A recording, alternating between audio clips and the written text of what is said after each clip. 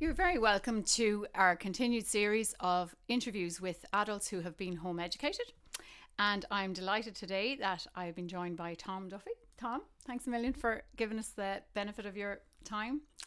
So, do you want to say what age you are and tell us a bit about yourself? Yeah, thanks very much for having me, Monica. I'm 28 years old and I am a musician and also a market gardener or something like that. I work at an organic fruit and vegetable market in Dublin. So Okay. So that's how you spend your time at the moment, or how you get your income. I've actually only just started in that job recently. I was lucky that I got into it just as the lockdown was starting, and I've been doing really well at it. So, but I've had a number of different jobs over the years.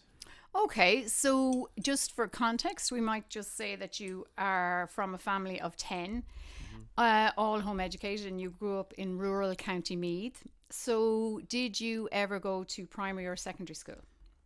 Not primary. I went to secondary school for first year when I was 13 years old. Okay, and so you had been more or less, I would say, unschooled up to for the years up to you were 13. Would you say that's fair? There hadn't been a curriculum, and your mum or dad hadn't sat you down with the Irish and English and I maths think books? with the older children, when they started, they tried to do it a bit more formal and a bit more of a class kind of, but they realized that didn't really work for them and their kids. So then it was much more informal by the time I came along. Yeah. Okay, and you're the Eighth. The eighth of 10. Okay, so your family had gotten progressively less curriculum oriented and it would be unfair to say that they ever sat down and did all the books of all the subjects of all the 4 and 5 and 6 year olds in the country. It was very much like we learned to spell from a very young age. I remember learning to spell very basic words with my dad, and then Do you want to say how you did that? I don't remember now exactly. I have memories of sometimes on mornings we'd just, especially at the weekend, if my dad was off work, me and my younger brothers would go into my mum and dad's room and sit on the bed and talk to my mum and dad would give us little exercises to do, like spell dog, spell and then gradually build up to bigger words. I remember when I figured out how to spell chandelier, that was a big achievement for me. And Fantastic. and we learned to read eventually from that, and we do basic sums as well and times tables. And once we learned to read, then it was just a case of reading whatever we were interested in, because my parents have a very big library of books on all subjects. And Okay. so I suppose in that way you might say that, like, because we were only kind of studying subjects that we were interested in, maybe we had a limited range of knowledge or something. I don't know. Some of us, I suppose that it's knowing your family. I don't think anyone in your house is limited in their knowledge of things. But I guess in terms of hitting basic marks, people might think that you didn't cover maybe the bases that some people would have. But I would, like, I wouldn't know algebra, for example, or like complicated maths, like that kind of thing. So I don't know. Okay, but I haven't needed it in my adult life ever. So And for context, I mean, I was very good in school and was in school from the ages of 3 to 18, and I was very good at algebra, and I couldn't do algebra now to save my life, I've never needed it in my grown-up existence. So I don't think you missed anything, Tom, but we can do algebra later if you really need to. So you went into secondary and you went to first year, and do you want to talk a bit about, I think, what parents now who are thinking about home educating small kids and wondering, well, if they really want or need at some point in the future, for whatever reason, to go to secondary, will they be able to cope, or how will they adjust? How will they fit in? So do you remember? Yeah, absolutely. Yeah, I remember that I wanted to try school to see what I was missing. Was there anything I was missing? I definitely was starting to have an interest in meeting girls as well, and we did meet other kids. Obviously, we had friends and we had a very big family. But I think I was just kind of curious to get to know a wider pool of people. Okay. And yeah, we had a lot of support within the home education network as well. But I don't know. I think it was just kind of my curiosity was piqued, and I was like, I want to see what it's all about.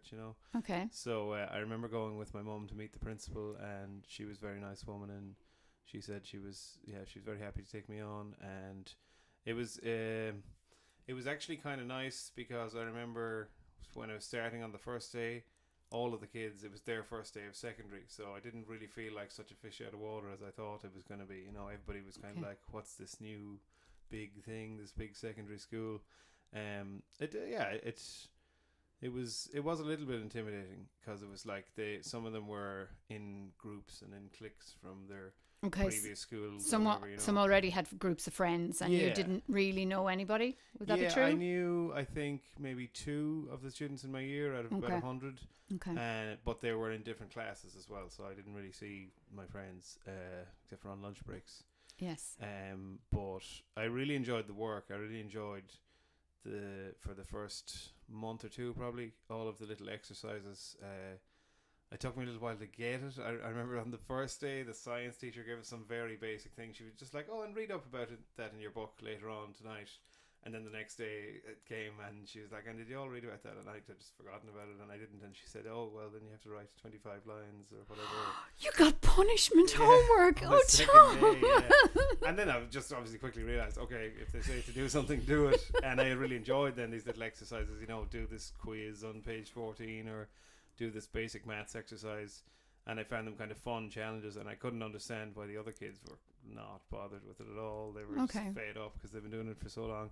But then after a couple of months, I found it a bit like that. It was very repetitive and just not really engaging. It was just kind of the same old thing over and over again. Okay. And I decided then that I didn't really like it anymore, even though I was already starting to make good friends and things like that. But and you'd met some girls. I'd met some girls, yeah. So you could tick that off your list. Yeah. Seeing what it was all about. But I decided that I just found it too much of too like Groundhog Day, getting up every morning at the same time and having to go for the bus, and I was fed up. But my mum said that she'd like me to finish out the year because I started it and I should finish it. Okay. And I understand that it was also a difficulty back then with the register and everything. If you're taken out in the middle of a year, that looks bad, and then they'll chase you up and be like, what's wrong with this child, why is he being deprived? But I was actually really happy that I did finish out the year and get a proper experience of what it was like, and then I could just go back to doing things the way I preferred, homeschooling. So what I think I'm hearing is that you were enthusiastic at the start, and I think definitely when Oisin, my son, who was he was 2 months off 13 when he went into school first, and he loved like the first day of doing a new topic in history or science and was really engaged by it and came home like wanting to share all this information.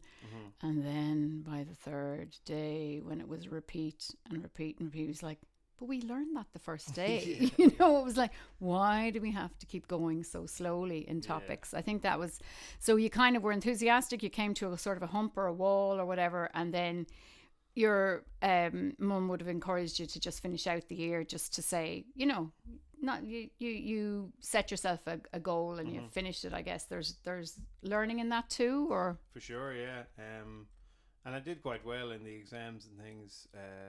How did you find doing your first test or first exam? Like, do you remember? A little bit stressful, yeah.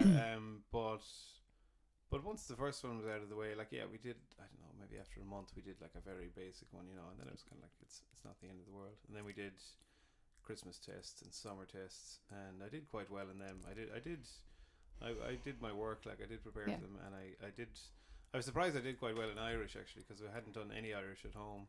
And I think I got like around 75% in the tests, which is good. But again, like I couldn't tell you 2 words of Irish at this stage, like, you know. So you were able to achieve on tests when you needed to, basically. Yeah. And I think you might be being a little bit modest because you did get Student of the Year. That's right, I did get Student of the Year. So you floated in having no formal education at 13 and got Student of the Year at the end of first year. That's an achievement. I'd say that's. And you met a few girls, so it ticked all the boxes, and you stuck to it. So then, did you get a job soon after that, or? Yeah, I think I was working for my dad after that the following year, and he would give me a bit of pocket money. It was a bit more than pocket money. It was a few quid. And when you say working, what did the work entail? I think I did about maybe 4 or 5 hours a day in the garden, so it would be like weeding beds or maybe doing little bits of carpentry, you know, building a timber frame for a bed or just stuff like that. I remember I was thinking about getting a job outside the family, because a lot of my older brothers and sisters did that. They worked with horses a lot when they were around that age, 14 or 15. So they had their own disposable income, Yeah. so that was important. And I kind of asked my dad, what do you think? Do you think I should go for that as well? And he said, well, if you want, I have lots of things that need doing this year, and I think he gave me something like €50 a week, which is pretty good. That's a good wage when you're 14. And he didn't have money to spend really, so we were both happy. Look, I got a lot of work done around the place, and then I think the following year I got a proper job then with a neighbour doing working with animals, mostly horses, mucking out horses and herding sheep and things like that. And that was, again, it was just like the mornings. I'd work for about 6 hours in the morning, and then I'd have the afternoons off, and I think I got like €50 a day for that, so that was really good then. Yeah, okay, so your your income went up significantly. Yeah, that was only for a season though. Yeah, and then the next job then I had was when I was 16 or maybe 17. I started in working in a bar collecting glasses. I don't know if that was legal actually, working in a bar at that age, but anyway, okay. My brother-in-law had a bar, and he gave me a start. And okay. So that would just be every Saturday night I'd have to go in and just take all the empty glasses off the people in the pub, and that was fine as well. It was nice to have a bit of pocket money for that. I saved that money for college then, when I went to college when I was 18. Yeah. Okay, and so before we talk about college, when did you first pick up a guitar? Do you remember, and start singing and realize that you might, have a future in music? When I was about 8 years old, my older brother Owen got a drum kit, and he had it in a shed, and me and my younger brother Ben would bash around on it and have fun, and we didn't really know how to play it, but we just kind of make a lot of noise. And I ended up then kind of starting to take it a bit seriously and learning some rhythms. And then when I was about 12 years old, we met another homeschool family at a home education network gathering, and we formed a band, which you might remember, Squirrel Jihad. I remember Squirrel Jihad. I probably have a signed poster somewhere. Yeah. There was a bit of a controversial name. We changed it to Orangutan afterwards. It's a bad press. But you were still keeping up the animal theme, as I remember. You went from squirrels to orangutans. Yeah, I think the front man Perry just looked up two random words in the dictionary, and it was Squirrel Jihad, and then we realised maybe that was a bit needlessly controversial, so we changed it after a couple of years. But yeah, we played together. Jihad went out of it lost popularity. We played with that band for about 5 or 6 years, I'd say, and I played drums in that band, and that was good fun. But around the time we started the band, I remember we would go and stay at Louis and Perry's house for a couple of weeks at a time and work on music and play together a lot. And there were a lot of guitars just lying around their house, and I started kind of picking up the guitar then, and I found that I had much more of an affinity for that than the drums. I really wanted to get better at it and wanted to just play it all the time. So it was probably around when I was 12 or 13 that I started to take it seriously. And I progressed a lot then in the sort of few years after that, so that was nice. So would you describe that your guitar skills are more or less self-taught, or did you actually take any formal instruction, or did you get your friend to show you, or did you mess around, or how would you? I just messed around at the start. Now, Louis and Perry's father, Ian, who was a great friend of ours, he showed me just kind of the basics. He showed probably 4 or 5 chords, and he said, these chords are in most of the Beatles songs. You can learn Beatles songs pretty easily with this. So he might have given me one lesson, I suppose, and then from then on it was very much self-taught, and learning by ear, which I came to realise later is a great skill to have, to be able to listen properly and pitch things by ear. So absolutely. So I think it's quite interesting because there's a lot of different approaches when it comes to learning music. And I think there are a lot of myths. I think one of them is that if you don't pick up an instrument by age X, you'll never get good at it. And I think if you don't have formal instruction from a trained teacher in any instrument, that's another myth, that you won't become proficient at it. What I'm hearing from you is that it was a friend was doing this and you thought, that looks cool, and then an interested adult kind of mentored you at a time when you needed it, gave you just as much instruction as you needed without thinking, let's set this up formally and charge your parents €20 an hour. Do you know that kind of way? It was a skill that was generously and willingly handed on, and then you Yeah. just went away and worked on it yourself. Yeah. For Were there sure. YouTube instruction videos back then, or was that something? Probably, but we had no internet. But so you I had no wouldn't internet, know. so you didn't teach yourself guitar from YouTube, which a lot of No, today's yeah. kids can do. Yeah, no, I remember Ian showed me those basic chords, as I said, and I had a songbook at home which had like a list of chords in the back. It probably had like, I don't know, 50 chords in it. Okay. So that was all the chords that were used in all the songs, and it was like various songs from different genres. So I would have used that to learn. I'd be like, oh, I know that song, and can I play those chords? Learn those chords, play the song, and learn a few songs out of that, and then Okay. could start to do it by ear a bit more.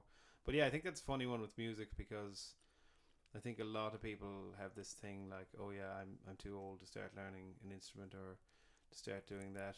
And I think it can be a bit difficult once you pass a certain age, because of that thought. People think, oh, I'm too old now to do it. And So you the think about thought it is less more when you're limiting. younger, yeah. The thought is more limiting than whatever age you are. Yeah, like I have a friend who's, I think, 52 years old, and he's after buying a clarinet there at the start of the lockdown, and he's getting very proficient on the clarinet now all of Wow. a sudden. So I think even older than that, it's never too late to start with an instrument. I think that's a really important point, and I know one of the kind of gurus of the unschooling and the home education movement is John Holt, who was a teacher, a public school teacher in America back in the, I guess, 60s and 70s and 80s, because I think he died in 1985. And he took up the cello as an adult.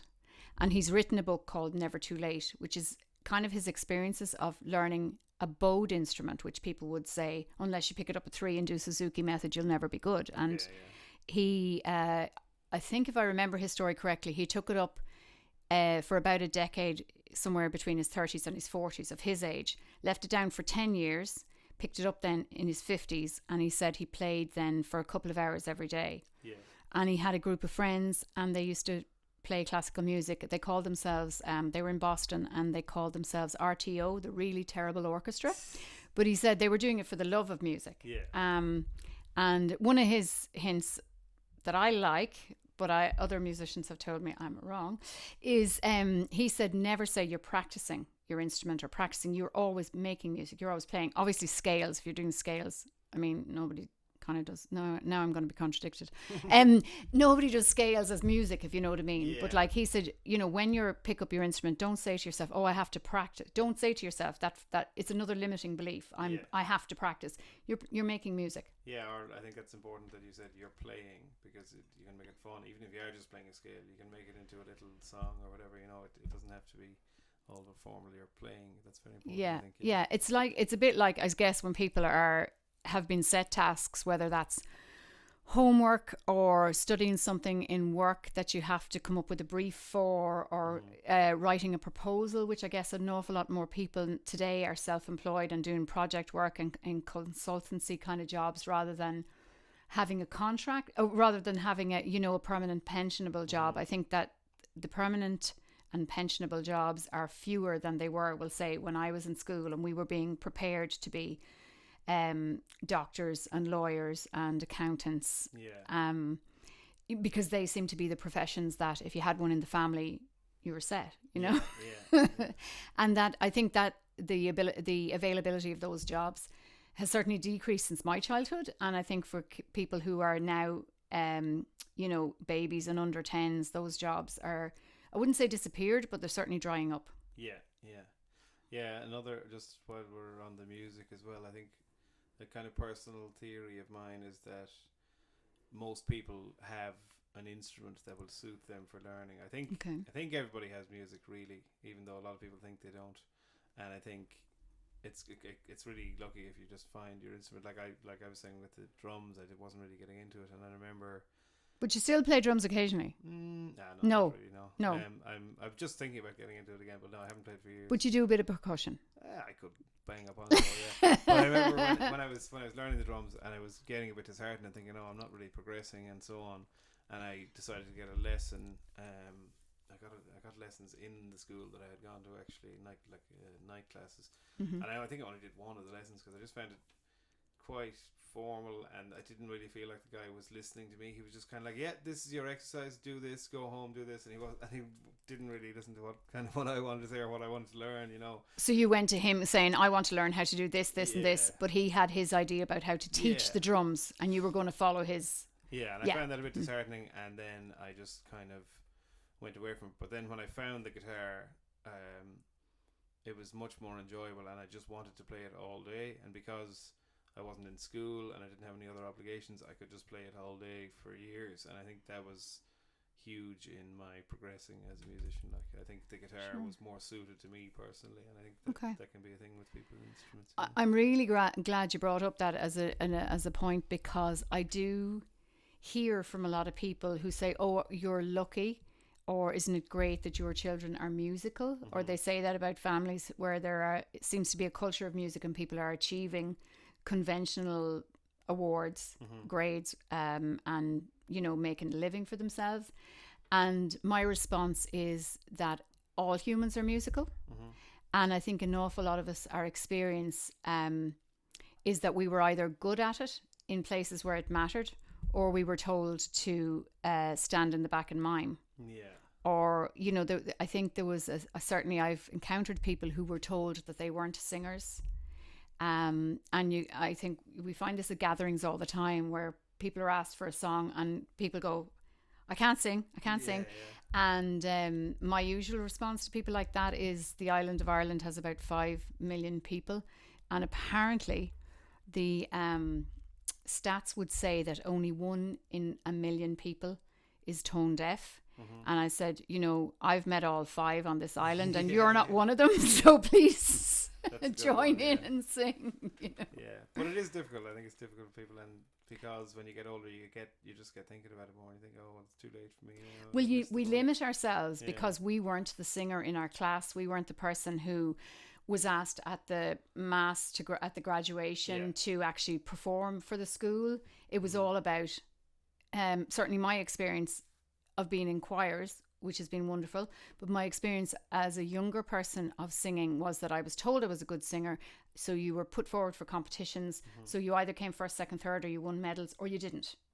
So I think the experience of rewarding a talent might have cut off people's belief that, yes, I'm musical, and sure, I mightn't sing like Maria Callas, but I can still hold a tune, and I can still, when I'm doing the dishes, I can, or pulling a few weeds or sowing a few seeds, I can sing and keep myself happy. Yeah, for sure. Yeah, and I'm very, very grateful to my parents because they were really encouraging the whole time, and I understand that that's not the case for everybody, and that can also make it a lot more difficult. So I suppose could be easy for me to say as well, that anybody can do it. But I think what's interesting in your family is that you weren't all encouraged in the same thing, or you were all encouraged to find your thing. It didn't seem to be that, and correct me if I'm wrong, Carmel and Pete, but it didn't seem to be a thing that we all have to be good at horses, or we all have to be good at whatever.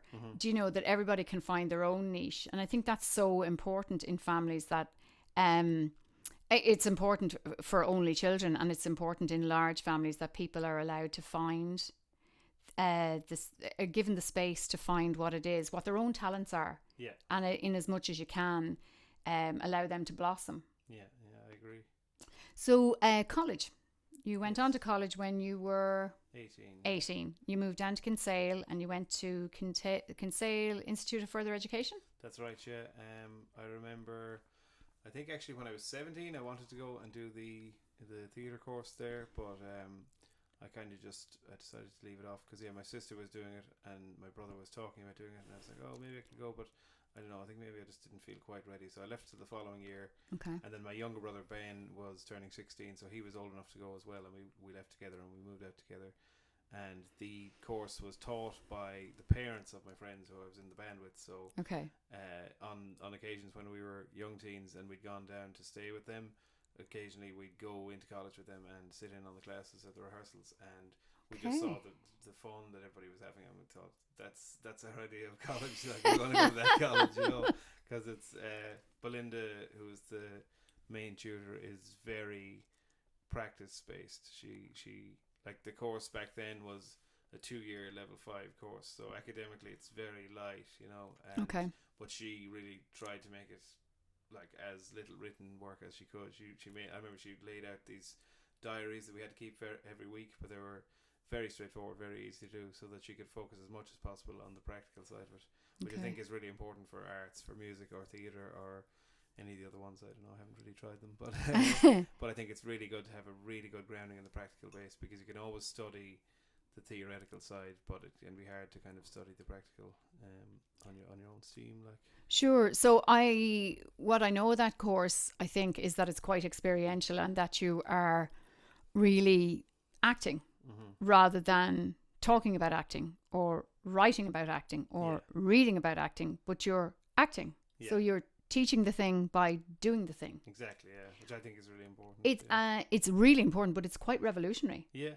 And attending some of the plays that you guys put on at the time, I mean, it was quite amusing. Some of them were quite hysterical. I think Belinda and Ian Wilde have put together an amazing course there in terms of not just drama but self-development for young people and not so young people, because older people do that course as well and seem to benefit hugely from it. Yeah, there was a guy in my year who was, I think, 58 years old, and he was great fun. We had great fun with him. So you were in a class with your 16-year-old brother, you were 18, and a 58-year-old guy, and you were able... everything in between. There was and everything in between. There, so. And that's fantastic if you're doing a play and trying to...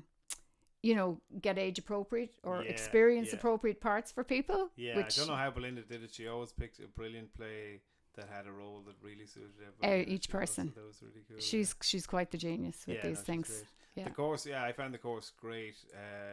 At that point, when I was 18, I feel like I'd kind of become a bit of a quiet person, maybe a bit introverted, and the course really helped me to kind of establish confidence in myself and to come out of myself a bit, and just the studying acting is really interesting, looking at human behavior and stuff like that, and it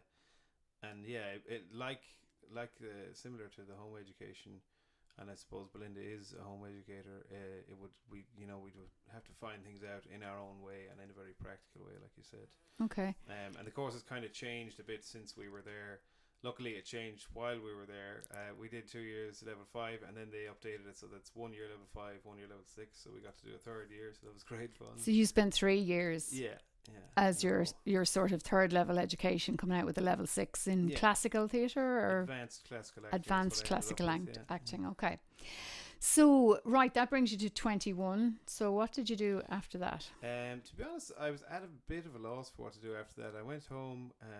I thought about staying on in Kinsale, but I kind of felt like my time there had passed. And I wasn't really sure what to do. I kind of thought like I knew that I really wanted to play music, and I was looking at ways to make a living out of that. But other than that, I kind of feel like that was the time when I was a little bit adrift. But my family were very good and supportive. I lived with my parents for a little while after that, and I got work with my sister, who owns a lot of properties in the local town, and she would give me work kind of being a handyman, fixing them up, DIY and gardening and stuff like that. So that was a good experience.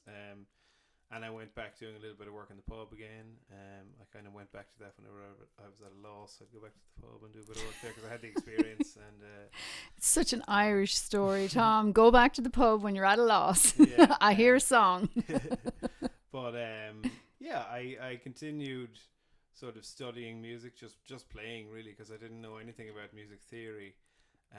So for a number of years, I was just kind of just thinking about, what direction is my life going to go in? Where do I want to go with it? And just playing music as much as I could. Okay. And then after a couple of years, my brother Ben said, "Oh, there's this course up in Dublin. Maybe we should try it out. It's like modern music degree course." Okay. So myself and himself and our younger brother Aidan all decided to go together. And in the space in between, Aidan had already gone and done the drama course that we did. So then we all decided we'd all do college together and we'd try it out because. So I'm sensing a family theme here. You do the drama course first, and then you go find out, and that the self-development of the drama course helps you see what you actually want to do. And then yeah, for sure. Yeah. And we went up. I was 25 at that stage, and I was able to do it as a mature student. Okay. Which is great. I know. I was just saying to a friend the other day how I think children should be aware of that option, that you don't have to go straight into a university course after school, and you can take as long as you want to think about it. And I know that can be scary for parents because they want to be sure that their child's future is secure and safe. Absolutely. But it's a totally viable option, and I found the mature student sort of path was very straightforward and easygoing, and you're kind of on that course anyway. And I think on a lot of college courses they have a certain number of places allotted for mature students, Okay. and they don't usually have very many applicants, so you're almost guaranteed to get in. It doesn't matter about your points, so long as the audition goes well, you get a place. Yeah. And so that was great. The lads did it as normal students. It was kind of a progression in their education because it was level 8. This would be your 2 younger brothers, yeah. Yeah. And so yeah, we tried it out, and there was a lot of things that were good about it. The music theory was really interesting because I didn't know anything about that, and I wanted to learn more about it. And the music business was really good. They both started at a very basic level, and we had good tutors for them as well. So that was great, very helpful. I think we had 8 modules altogether. And about half the modules I really enjoyed. We had good tutors and they were interesting subjects, and the other half the tutors weren't great. It's I don't know, I just found it a bit hard to concentrate on it sometimes, or to take it seriously. But it's a new course, and I think they're still kind of finding their feet with it, and there's great benefits about it. But I think it's like a lot of courses, a certain type of person might benefit a lot from it, or a person who's at a certain stage in their life, but it wouldn't be for everybody, you know. So about half of it really fitted what you were looking for from it, which is great. I mean, that's absolutely good going, you know. And one of the other reasons that we wanted to do it was to meet other musicians in our area. So and it definitely fulfilled that. You know, we met a brilliant singer who then became part of our band, Shannon Doyle, and we made great contacts there. I did the first year, and I did pretty well in the first year. The second year was a little bit of a step up academically, but while I was in the middle of the second year, I realised that I'd made a mistake with my grant application, and I got a letter from the grant people or whatever saying I was going to be liable for the fees, and I just didn't have the money. And I just thought about it in the moment, you know, I could just take out a big loan now and pay off the fees and continue working with it. But at that point in the course, I was like, it's not worth that to me. I don't want to have this big debt hanging over my head for this thing, and I've gotten so much out of the course already. I mean, it'd be nice to have a music degree, but you know, maybe I'll go back there sometime. Yeah, and I guess never say never. And I mean, I think the other thing that's important for parents to realise, or for all of us to realise in our own personal life, and then to kind of live that or share that information with our kids, is that turning away from something that you thought was going to fulfill some need in you isn't always disaster or failure. That what we would call dropping out, and I speak as a proud university dropout who went back and did a course in later years that suited me better, as late Larry Gogan used to say when people didn't do well in the just a minute quiz, they didn't suit you, just didn't suit you. And sometimes that's the case, and it's not always easy for all of us to know exactly what we want to do at a certain time, and sometimes we have ideas about what a course will fulfill, or what a job will fulfill, or what a relationship will fulfill for us, and it's not always failure or the end of the world to say, I quit. Yeah, you know, I've other things. It's not as if you've learned nothing. Time, or wasted. I think certainly one of the struggles I've had, you know, as a 53-year-old mother of 6, is to say to myself that it's not to get over what was instilled into me by my family and my education, is that, you know, keep your nose to the grindstone, and it might be difficult, but, you know, it'll be worth it, you know, slog on, whether it's a 4-year degree or whether it's a whatever it is, keep doing it. And sometimes I think the bigger strength is to say, you know what, I'm out of here. Yeah, no, the time's right. Yeah. So so do you want to talk a bit about other bands you were in, or other? I know you're doing a bit of podcasting now. What? I've kept up the music stuff. Let me see now. After college, So while we were in college, we formed a band called Regroovination, which was a really sort of creatively fulfilling. We did all of our own music. in the way that we really wanted to, and it was very much like a passion project. It wasn't really to make money. So as I was saying, when I finished drama college, I kind of struggled looking for a way to make money out of music. But at this point, it was like, I'm going to work a job and I'm going to do the music on the side to fulfill my creative needs. And we had a great time with that band.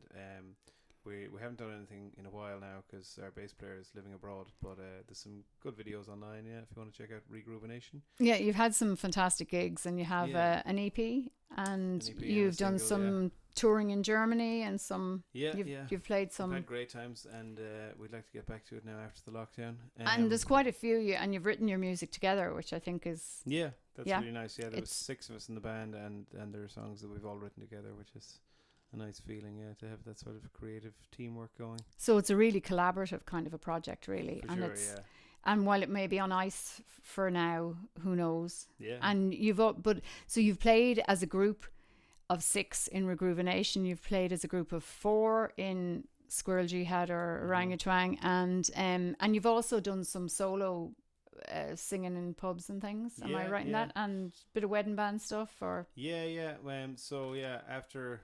Oh yeah, there was another thing I kind of forgot. After I finished the drama college when I was 21, I came home, and myself and Ben and Aidan, my younger brothers, we started doing a lot of pub gigs in the local area, and we played. So we kind of got our chops up there musically, and played a lot around the circuit. So the 3 of you as like 2 guitars and drums, or what? Yeah, guitar, bass, drums, covers, and you'd make a few quid. You wouldn't make a living at it, but it would kind of supplement your wages or whatever, and it was good fun, and it was good kind of training ground, so we tried out a lot of different stuff. So then by the time, 5 years later or whatever, when we arrived at Regroovination, we had a much better idea of what we wanted to do and how we wanted to do it and so on.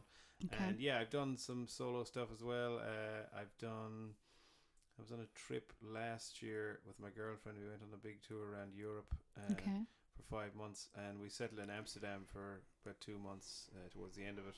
And I decided that I was kind of running out of the money I'd saved up, and I said I'll call around to the few pubs and see if I can get some gigs. So Irish pubs? I think 1 or 2 Irish pubs, and but not exclusively. No. Okay. But I was very overwhelmed with the reception. Like, I think almost every pub that I contacted gave me a gig. Most of them were paid, or else you'd get like a meal or something like that. Okay. And that was so great. You sang for your supper. Yeah. So that was good fun, and then I do that the odd time at home. Playing solo gigs just to keep up the practice on the guitar and so on, and I'm still doing a little bit at home now. And you also play saxophone? Yeah, I just started playing the saxophone. I worked in a sort of Halloween scare house last year, Pharmaphobia in County Meath, and I was a clown in a sort of horror clown house, and I was playing the saxophone, running around chasing people, playing Pop Goes the Weasel.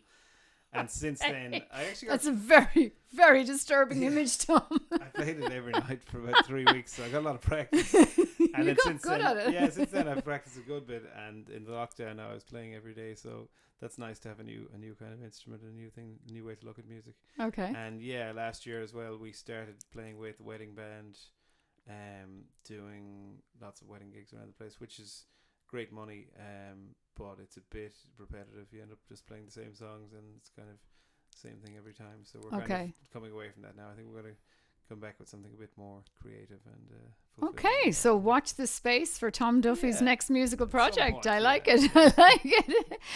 I don't know if there's anything else you want to say, or if there's any kind of a wrap up sort of. I guess my idea about this is talking to myself as a scared 18, 19, 20-year-old first-time mother, and thinking about home education, and my fear was, first of all, my misconception, my assumption, which I rapidly lost, was that I would have to teach. If I didn't know a thing, then my child wouldn't learn it because somebody had to teach him. So the idea of being self-taught, and the idea of a child being able to find out their information that was crucial to them with the support of the parents, but without the parent actually knowing the thing, that was something that home education taught me. Yeah.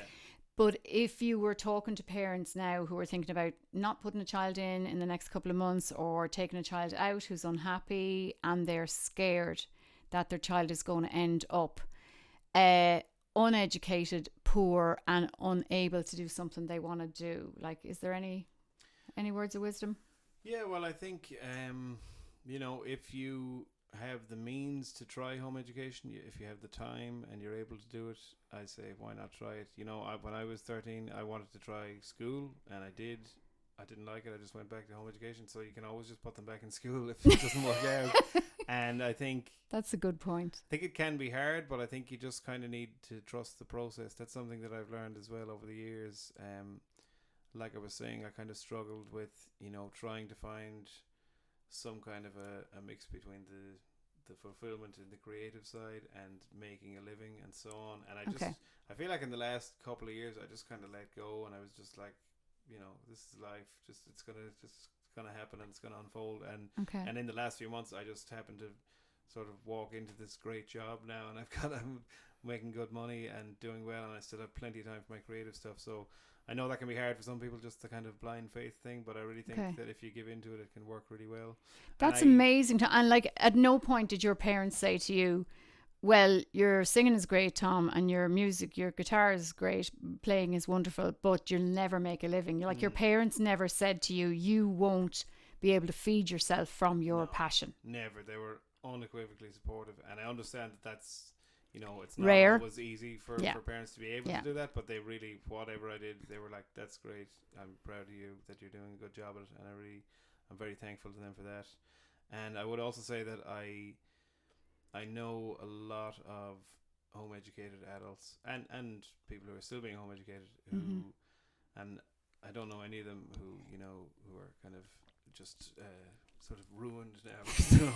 All of them are making a great go of their life, and they're all funny, bright, interesting people who do what they want to do, and they make the world a better place, I think. So I couldn't say a word against it. If I had children, I would definitely start them out at home educating, and if they want to go to school, they can try going to school like I did and see what they think of it, Okay. But the most important thing is not, I think, where you live or what access you have to extracurricular things or what income your parents have. It seems to be what I'm hearing from you and from a lot of people, I think, in this series, is that the parents support whatever your project is, whatever your passion is, whatever your interest is when you're smaller. Whether that's, looking at making daisy chains when you're really small, or collecting rocks. Like one of mine reminded me recently about his rock collection. I'd completely forgotten that he had a biscuit tin from Christmas that he kept like really interesting rocks in. And I understand that it can be really difficult. I don't know, obviously I'm not a father, but I understand that it must be frustrating when kids are 5 years old and they say, I want to play the violin, and you buy them a violin, and then the next week they don't care about it and they're just running off playing with swords in the field or whatever. I don't know how that works practically, but I do think if you can do it at all, just support them, be enthusiastic, because they're great. Kids do such great, beautiful, creative things, and we should celebrate that, I think.